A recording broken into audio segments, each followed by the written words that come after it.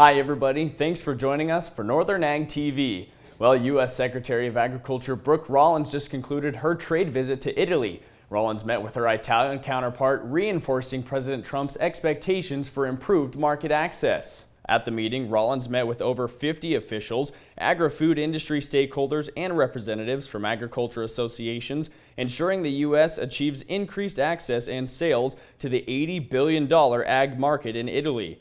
Rollins stated this trade delegation to Italy has been essential to ensure we're putting U.S. farmers first on the world stage and expanding market access for a bounty of American agriculture.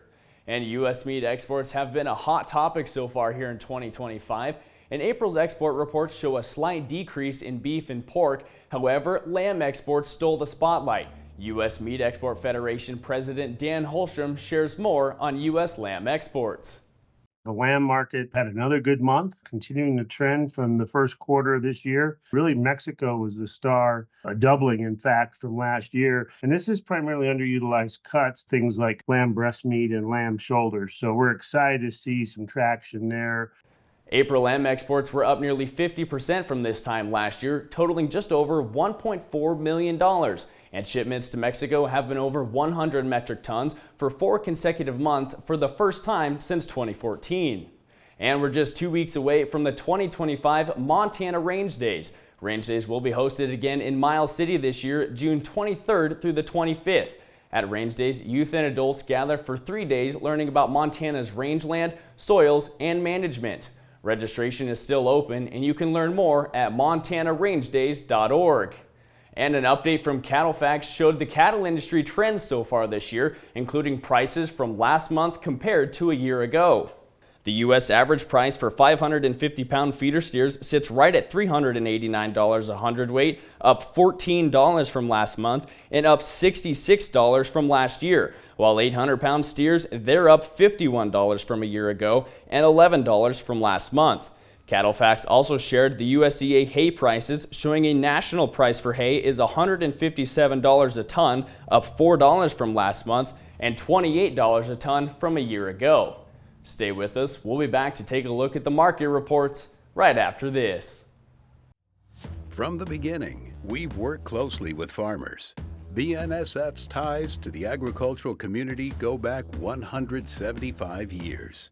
Together, we've innovated to make the U.S. agriculture supply chain one of the most efficient and productive in the world. Our strong relationship powers BNSF still today and helps us move the nation like no one else can. At BNSF, we move the nation for you. Talking with someone that you know is stressed out, those are difficult things to approach, but if you're good friends with those people, reach out and say, I'm here to talk to you. We can find somewhere to get some assistance. It's hard to get involved, but at the same time, you want to just say, hey, there is help available.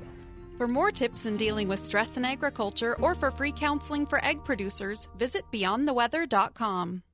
Well, the cattle markets had another historic week last week as we saw record high contracts again and record high cash cattle prices. Yesterday, feeder cattle contracts continued their hot streak. They were up anywhere from $1 to $2, and live cattle contracts followed right behind. They were up 50 cents to $1.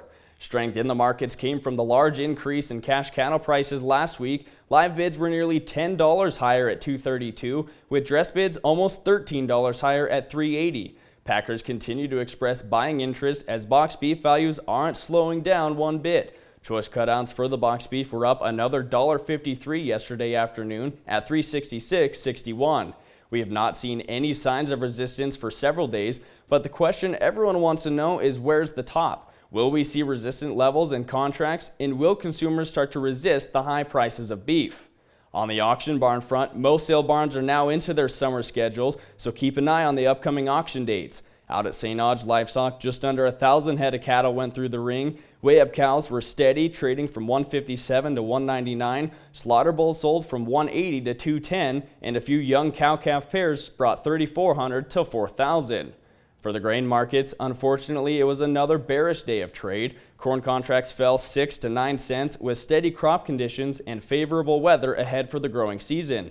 Soybean contracts also showed weakness in the afternoon, as soybean planting progress should be near complete by the end of this week. Soybean exports have improved significantly and remain 15% above last year's pace. As for the wheat markets, they fell around a dime with early harvest pressure limiting the upside. Hard red winter wheat areas are expected to see some rainfall again this week in the southern plains, slowing harvest down. Spring wheat is expected to catch up as crop conditions improved to 50% good to excellent last week. Well, that's all the time we have for Northern Ag TV. Thanks for joining us. I'm Colton Young.